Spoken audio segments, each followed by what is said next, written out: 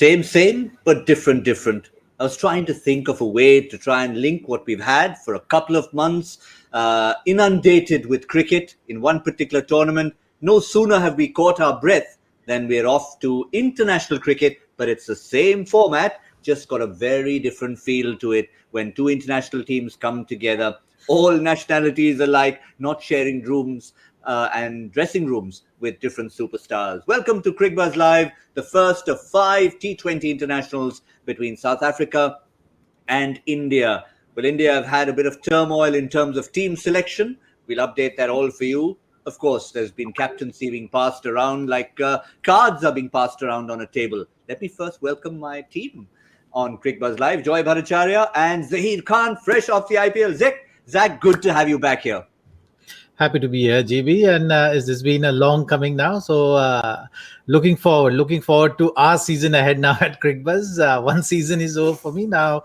The next season is going to take shape, and very excited about that. Yeah, Joy, something about that, even though the format doesn't change, when you go from franchise cricket to international cricket, just has a different feel to it. Yeah, it has a different feel to it. And I think we are already in that situation where we are looking at the World Cup and we are looking around and saying, it's around the corner and what's going to happen. And this is the first moves of this Indian team that you're going to see. And new captain. So I'm really, really excited. This is a very fresh new start. Yeah, I mentioned a lot of changes. We will, of course, go through it. But some big news at the top, along with the toss news, that Temba Bavuma has won the toss, decided to bowl first. But there's been the first unfortunate case of someone testing positive for COVID. That is Aiden Markram, Zaheer, key member of the South African team. Think of him almost as an all-rounder now, but he's got a pretty able replacement in Tristan Stubbs. Absolutely, but having said that, you still want the experience of Markram. You've seen the kind of player he is, and the kind of added dimension which he provides to the team. So I think from that point of view, there's definitely going to be a big blow for South African team at the start of the series. They're playing in Delhi, so you know how Delhi pitch can be a little tricky. Will provide a little bit of assistance to the spinners as well. And Markram is not only good with the bat, but also chips in with the ball in hand as well. And he's been used in the power plays as well from the South African team as a tactic. So I think keeping all those things in mind, Bavuma must be thinking that he has to reshuffle his tactics leading up to this game. Yeah, I talked about Indian captains being passed around like cards. He's taken that forward into reshuffling as far as South Africa is concerned, Joy. But you're forced to do that. When you lose someone like Markram, who's an asset in two departments, they're probably looking around and saying, who's the second all-rounder we can get in? Stubbs is in, yes, but I suspect they're going to have to play both Parnell and Pretorius. Yes, they'll probably have to look at because one of the big things that they also have is one is the fact that Markram is he gives you something with the ball as well. And on Delhi, he would definitely bowl. But there's one other factor which is going to hurt them just as much. And that's that other than David Miller, who else has been playing regularly? Which other of the batsmen has been playing? Quinton, of course. So if you take Quinton and David Miller, they're the only two other than Markram who's been playing in Indian conditions for the past 2 months. And that experience is also invaluable. The rest of them are going to get fresh off the boat from South Africa. So it's going to be very different conditions for them as well. And I think that is also going to hurt them. Markram's experience in Indian pitches over the last couple of months. Certainly will be. Another possible choice that they had, Zaheer, was, and since I'm talking to a left-arm quick bowler, Marco Jansen, so impressive for South Africa, so impressive in the IPL itself, even though his team didn't quite perform. He's been left out, and they preferred Keshav Maharaj in for Jansen. Bit of a surprise for you? Well, I think that also is a reflection of what kind of conditions they're playing under. And I felt that it has to be a tactical call. So Wayne Parnell is a left-arm seamer who is already in there, very handy with the bat as well. Bowls good Yorkers at the back end. So that has been the thought process I felt. Looking at Delhi pitch, you would want to see that extra spinner. So that's what South African team has must have been thinking about, that how to squeeze that in, and that's why the extra spinner is coming to play, and same with the Indian team as well. So it has to be a condition based call. Yeah, well, we'll have an actually look at it. We've given you suggestions. We've given you hints as to who could be possibly playing. But let's go and find out exactly who it happens to be. Looking at the South African 11 led by Temba Bavuma, we can confirm that those two all-rounders in Dwayne Pretorius and Wayne Parnell are in fact in, along with Keshav Maharaj. The name that's missing is Aiden Markram, and the name coming in is Tristan Stubbs. So, Joy, that's the makeup of the team. The rest of the regulars will all be very much part of it, but not as many names as you expected with all the South Africans who generally play the IPL. Yeah, look, I'm really looking forward to watching Wayne Parnell because he was such a talent in the first 3-4 years of the IPL. He'd keep coming, he'd bowl, then he went to Pune, played with them last. And then I think he's last played for South Africa in 2017. But he was very young throughout and he was troubled, but the talent was always there. And somewhere this last season in South Africa in the domestic tournament, he's really proved himself. He's an interesting case because he knows Indian conditions and he's done well out here. So I think he gives them a little bit more, and I think he was definitely he was a top line bowler. His batting was a bit hit and miss, but he could bat a bit. I think his batting has come on a lot more than it was in those early days. So very, very interesting pick to have Wayne Parnell back in the mix. And if you're bringing a player like Parnell back again, there also, we all think that only India is thinking about the World Cup, but all these guys are thinking about the World Cup. Every team is thinking and saying, what are the kind of weapons? What's the kind of mix that I'm going to have, and I think he's an important part of it. And the fact that they played him over Jansen means they obviously regard his batting as much more solid than Jansen's.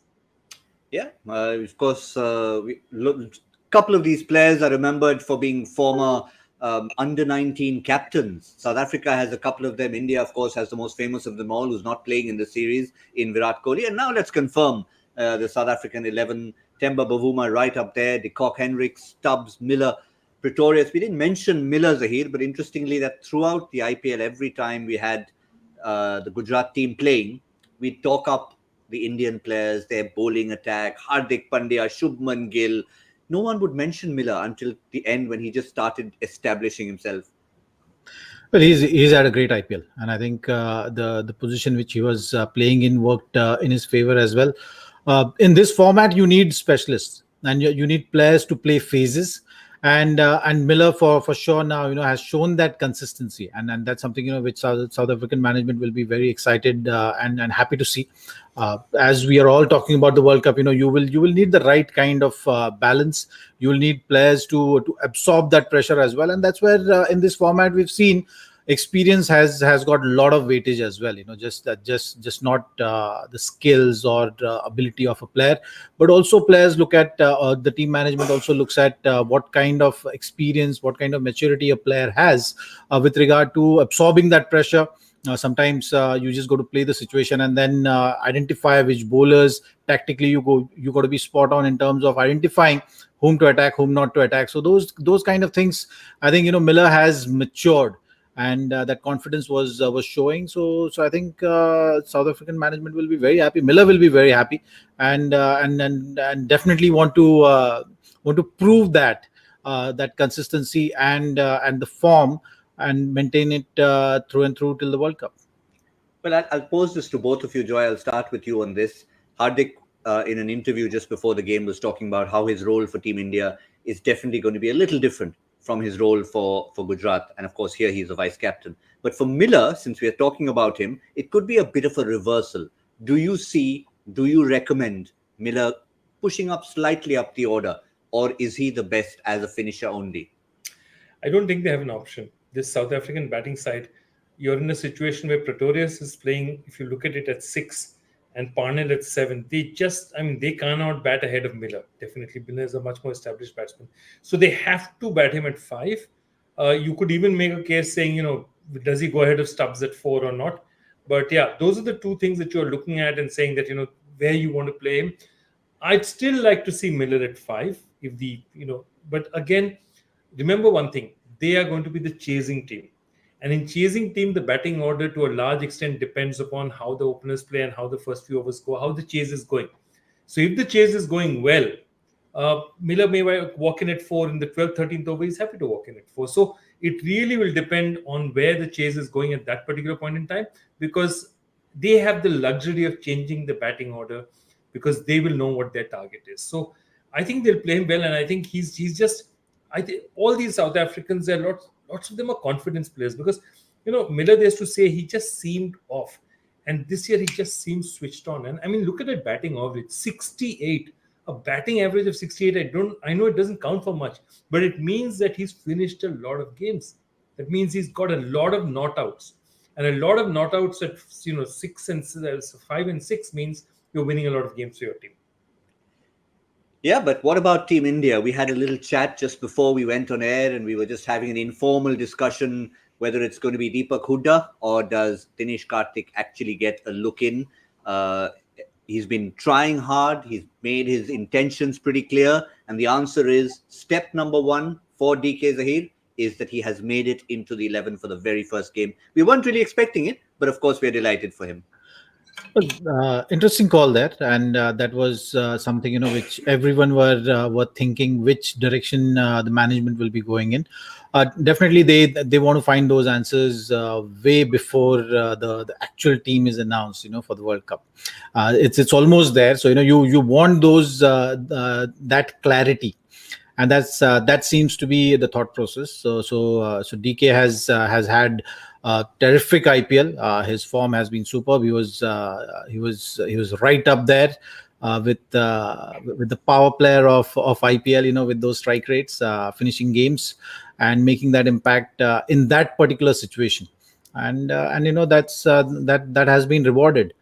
So we'll have to see now, how he takes it to the international. He will be very, very focused and looking forward to this opportunity which is presented to him, and he's made it very clear through his interactions with the media as well that he really wants to make that comeback and really make it count for the World Cup for the Indian team. So I think the motivation is there, the excitement is there.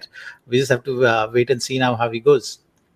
Yeah, sometimes it counts for a lot, Joy. When you've made it clear, you're not hiding behind anything. You're saying, of course, I'd like to go back and play. And here I'm showing you that I can actually do it.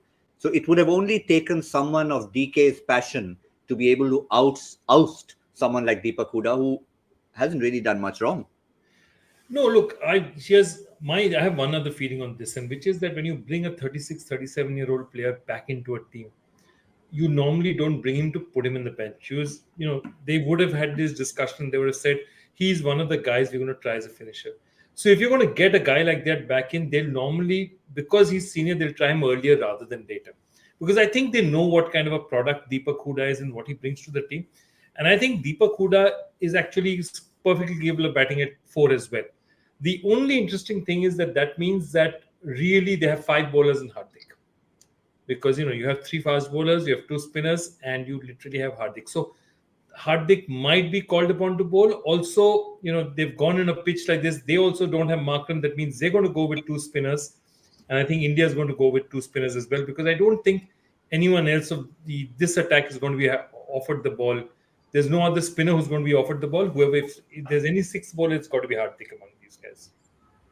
Yeah, I mean that's one of the roles we looked at throughout the IPL, Zaheer, and one of the big talking points of teams looking at certain players who are part of their franchise. And I'm sure every time you saw Gujarat play and you played against them, you would be like, yeah, okay, fine. He was one of ours at one point in time, but he really reinvented himself in a sense in the IPL, didn't he?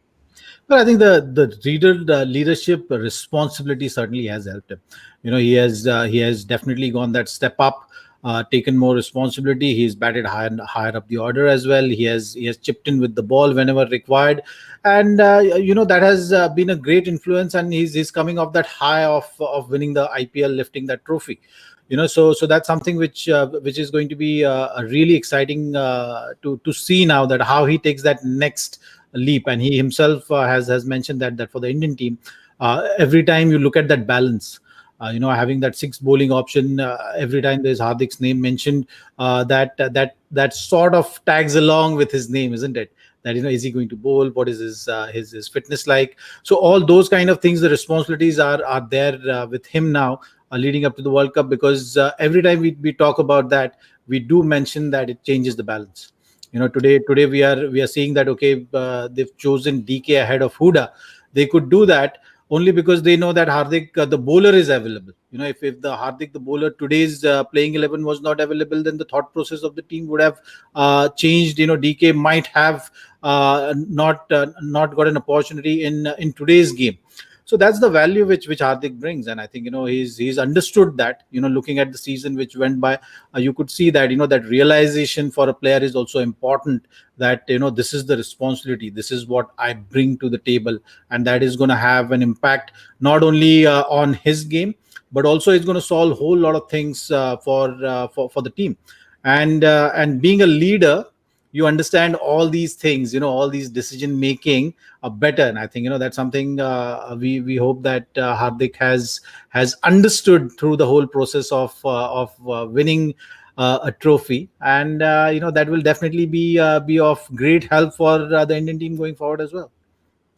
Yeah, but Hardik, the captain, or in this case, the vice captain, the former captain in terms of lifting the IPL trophy, but Hardik, the batsman. Now, that's the first one that we recognize Joy during the tournament. Of course, he bowled his 4 overs. Of course, he got up to 140. But really, it was his role pushing himself up the order, which he has admitted is going to be very different for Team India.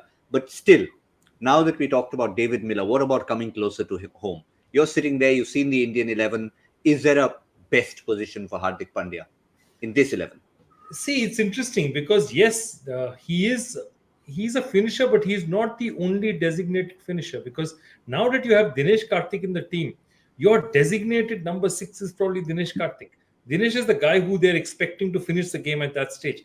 Again, remember, India is batting first, so if wickets tumble early, he might be able to, may take a different role of, holding on and playing a bit more conservative than he normally does, because Karthik is there. Karthik is also there to give a kick at the latter end of the innings, and Aksar can also swing the bat. So I don't feel he's as much an out-and-out finisher as he might have been had Dinesh Karthik not been played.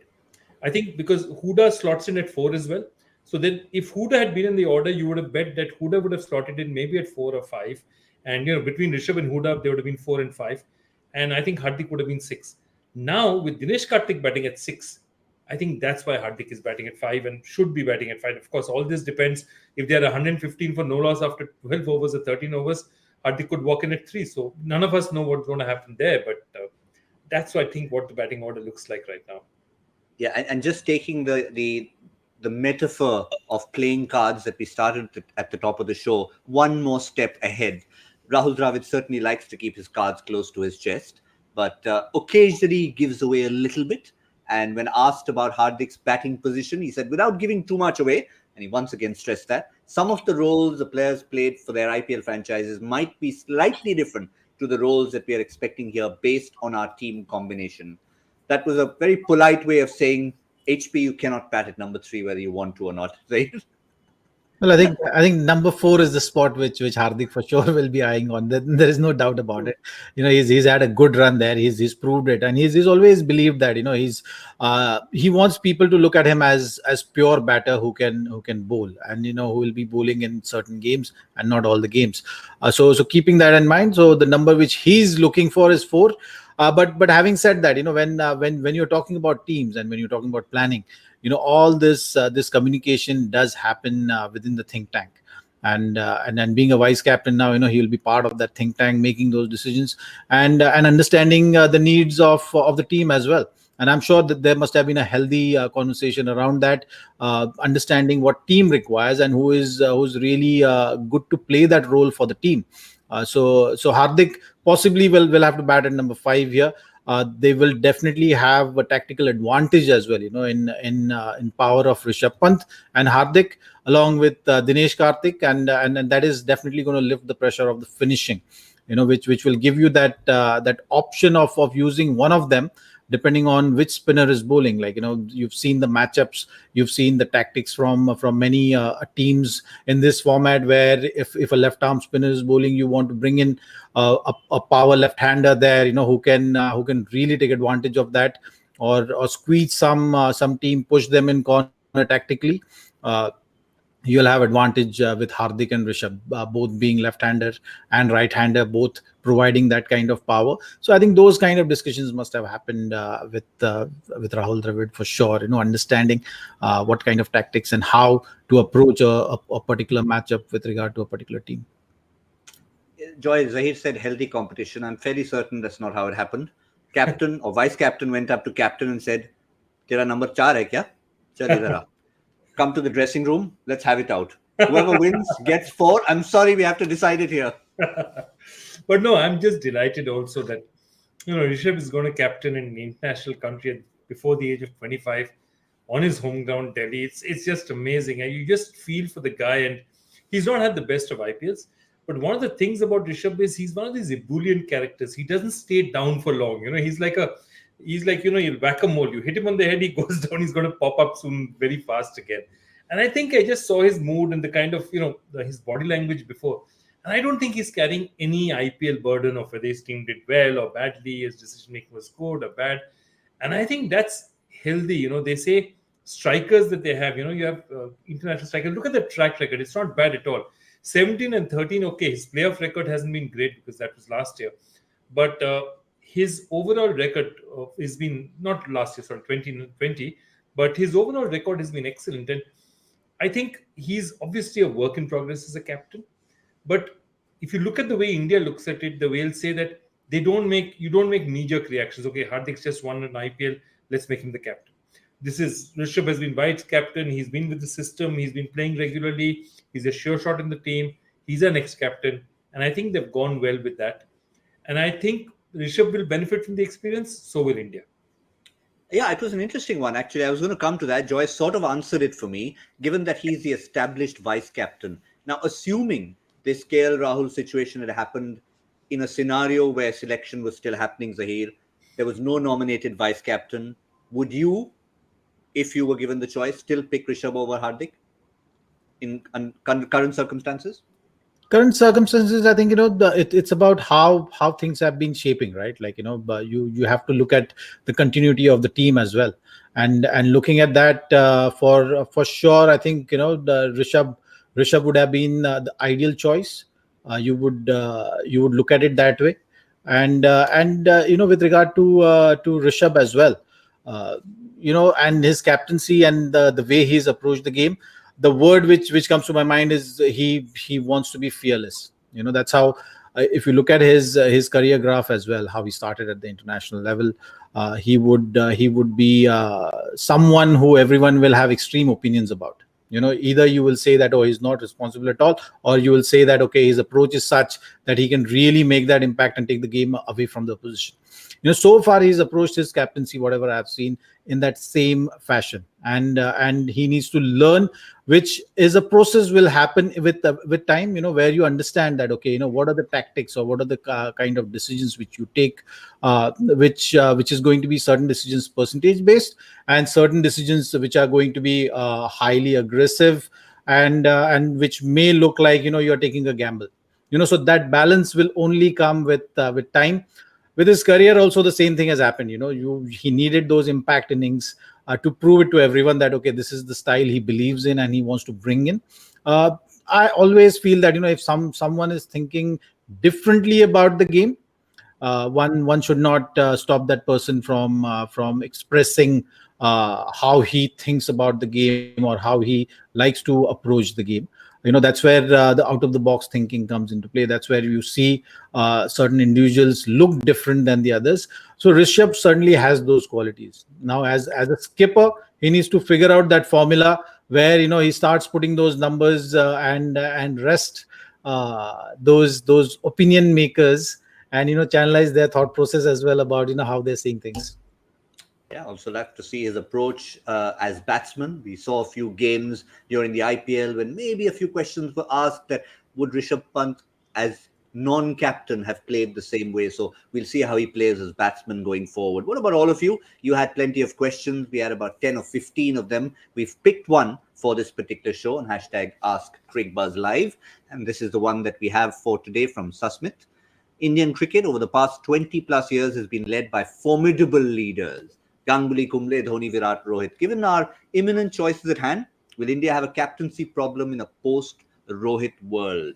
The obvious follow-up to that is, that people like a Hardik and a Rishabh, with situations like today, are already being groomed.